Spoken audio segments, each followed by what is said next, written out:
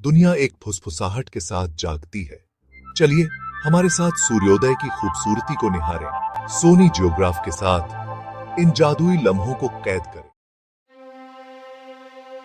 ताजमहल, ये नाम सुनते ही एक अलग ही एहसास होता है, ग्रैंडनेस का, अमर सुंदरता का। आगरा में यमुना नदी के किनारे ये सिर्फ एक इमारत नहीं है, ये प्यार का रूप है। संगमरमर में लिखी एक कविता, मुगल वास्तुकला का सबसे बड़ा नमूना। 7 वंडर्स ऑफ द वर्ल्ड में इसकी जगह बिल्कुल सही है। हर साल लाखों लोग इसे देखने आते हैं। दूर से देखने पर यह किसी जादुई सपने जैसा लगता है। इसका सफेद संगमरमर सूरज की रोशनी में चमकता है। जैसे जैसे आप नजदीक जाते हैं, बारीक नक्काशी दिखाई देती है, नाजुक खूबसूरत लिखावट, जड़े हुए कीमती पत्थर, एकदम सिमेट्रिकल बगीचे। ताजमहल सिर्फ एक इमारत नहीं है, यह एक ऐसा अनुभव है जो आपके दिल में हमेशा के लिए बस जाता है। ताजमहल की कहानी प्यार, बिछड़ने और अटूट समर्पण की कहानी है।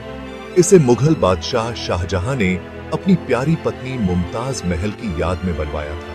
1631 में बच्चे को जन्म देते हुए उनकी मृत्यु हो गई, जिससे बादशाह का दिल टूट गया। अपनी बेगम के लिए एक यादगार निशानी बनाने की ठान ली। शाहजहां ने अपना सब कुछ, यहां तक कि सल्तनत की दौलत भी ताजमहल को बनाने में लगा दी। इस मास्टरपीस को बनाने में 2 दशक से ज्यादा का समय और हजारों कुशल कारीगरों की मेहनत लगी। ताजमहल इस बात का सबूत है कि प्यार कितना ही बड़ा काम करवा सकता है। ताजमहल एक वास्तुशिल्प का चमत्कार है, फारसी, इस्लामी और भारतीय शैलियों का एक हार्मोनियस मेल। इसकी सबसे खासियत इसका सफेद संगमरमर का गुंबद है, जो 240 फीट से ज्यादा ऊंचा है। गुंबद के चारों ओर 4 मीनारें हैं, जो मॉन्यूमेंट को बैलेंस और सिमेट्री का एहसास देती हैं। ताजमहल की दीवारों पर इंट्रिकेट फूलों के डिजाइन और कुरान की आयतें उकेरी गई हैं, जो सभी लापिस लाजुली, जेड और टर्क्वाइज जैसे कीमती पत्थरों से बनाई गई हैं। आसपास के बगीचे चरबाग शैली में बनाए गए हैं, जो 4 नदियों के साथ स्वर्ग का प्रतिनिधित्व करते हैं। कैलीग्राफी से लेकर बगीचों के लेआउट तक हर चीज बताती है कि इसे बनाने में कितनी बारीकी और कारीगरी की गई है। Section 4, legends and tales of the Taj. सदियों से ताजमहल ने अनगिनत कहानियां और किंवदंतियां को जन्म दिया है। एक कहानी यह है कि शाहजहां ने नदी के उस पार अपने लिए काले संगमरमर से एक और ताज बनाने की योजना बनाई थी। एक और कहानी यह है कि ताज बनाने वाले कारीगरों के हाथ काट दिए गए, ताकि ऐसी खूबसूरती कोई दूसरा न बना सके। हालांकि ये कहानियां सच नहीं भी हो सकती हैं, लेकिन ये ताजमहल के आसपास के रहस्य और इंट्रीग को दर्शाती हैं। सच हो या न हो, ये कहानियां मॉन्यूमेंट के आकर्षण को बढ़ाती हैं, इतिहास और लोक कथाओं को आपस में जोड़ती हैं। Section 5, a legacy in marble. Taj Mahal सिर्फ एक खूबसूरत इमारत नहीं है, यह भारत की समृद्ध सांस्कृतिक विरासत का प्रतीक है। यह मुगल साम्राज्य के कला, वास्तुकला और कारीगरी में योगदान की याद दिलाता है। इस मॉन्यूमेंट ने अनगिनत कलाकारों, कवियों और लेखकों को प्रेरित किया है, जिन्होंने अपने काम में इसका सार पेश करने की कोशिश की है।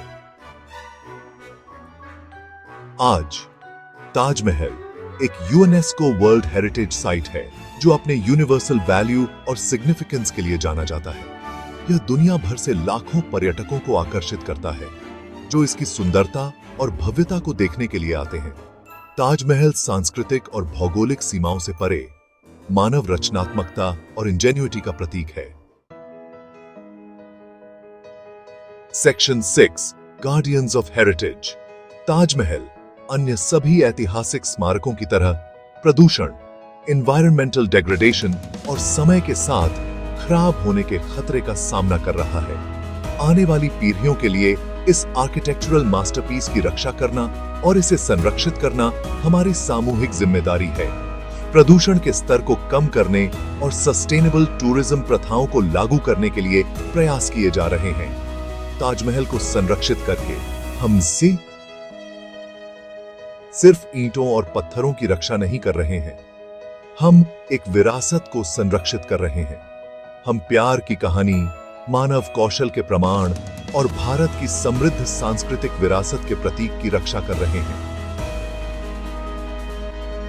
यह से एक याद दिलाता है कि कुछ चीजें कालातीत होती हैं, जो पीढ़ी दर पीढ़ी चलती रहती हैं और हमें मानव रचनात्मकता की शक्ति की याद दिलाती हैं।